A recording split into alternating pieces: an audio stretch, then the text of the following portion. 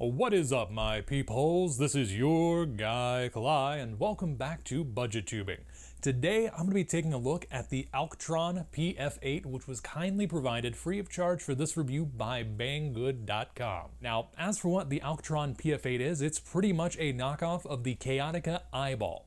And what both of those products are spheres, or in this case, a cube kind of shaved into a sphere, of acoustic foam that are meant to slide over your microphone and help mitigate some of the echoes and other noises you're going to find in whatever room you're recording. Because sometimes you just don't have the freedom to go hanging acoustic foam in your recording area. And I know we all have experienced those times when temporary adhesive became permanent adhesive, became a peeled bit of paint or wallpaper, which then became a little bit of a deduction from your security deposit.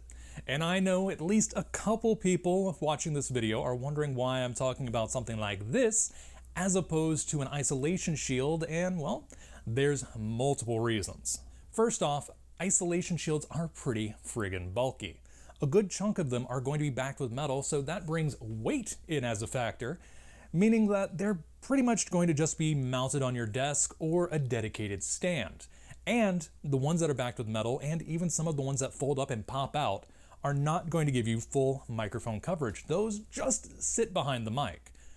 Even the ones that are sort of booth-like, the isolation boxes as opposed to the shields, they're also going to be large.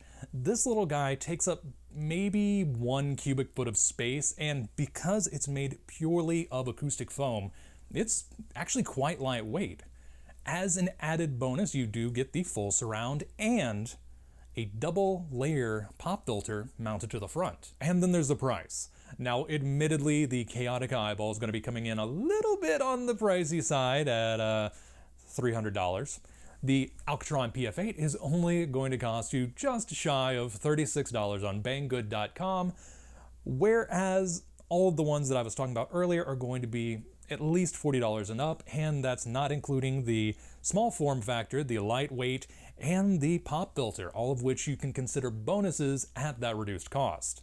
Especially when you take into account the isolation shields that need their own dedicated stand yet don't come with it, whereas the Chaotica Eyeball and by extension the Alctron PF8 can both be fit on top of your microphone while using whatever stand you like, and it's lightweight enough to not throw things off if you're using a boom arm. Now, as for the microphones that this is meant to work with, if I go ahead and open it up, being ever so careful, there we go, you'll notice that the void is actually large enough to fit a blue snowball. Though admittedly, you're going to have to use some sort of adapter for the bottom since the bracket holding the microphone will not typically take up all this space, leading things to sit kind of funky. As for what it's actually meant to be used for, it's mostly side address condenser microphones in the 45 to 60 millimeter diameter range. The BM800 fits in perfectly, but for smaller mics, they do, fortunately, include an adapter. Now, before we go any further, I do want to point something out. While this does do a good job eliminating echoes and some of the problems that you can also combat with acoustic foam, this is not your one-stop shop for getting rid of a lot of the noise pollution that you're going to be experiencing as a content creator, especially a PC-based Let's Player. If you're using a mechanical keyboard or you have a very loud PC fan, you're still going to pick that up because this doesn't cover the very front of your microphone, and condenser mics are notorious for picking that kind of stuff up, even if they do have the cardioid pickup pattern, which, if you've been watching my previous videos on microphones, you'll know that that means that they're not meant to be picking up much when it comes to stuff behind them, though there is still bleed.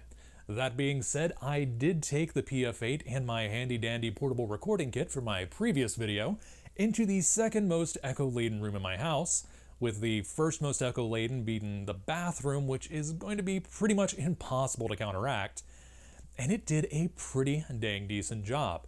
I noticed a good amount of treble echo coming from the corners, and when using the PF8, it got rid of pretty much all of it. Now let me go ahead and play those audio samples for you, but keep in mind that I was pretty close to the PF8, mainly because products like this work best at short distances, though the fact that I was getting the proximity effect didn't hurt.